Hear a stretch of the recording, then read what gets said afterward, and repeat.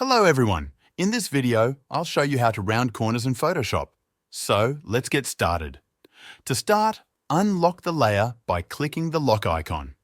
Next, apply a vector mask by right-clicking on the layer and selecting Vector Mask, and then Reveal All.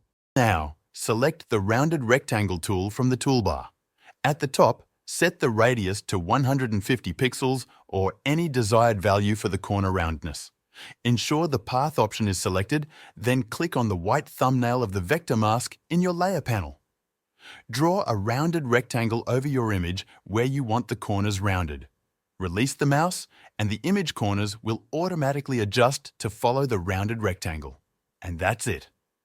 If this video helped you out, feel free to buy me a coffee using the link in the description. This will support the channel so I can keep making more videos like this. Thanks for watching.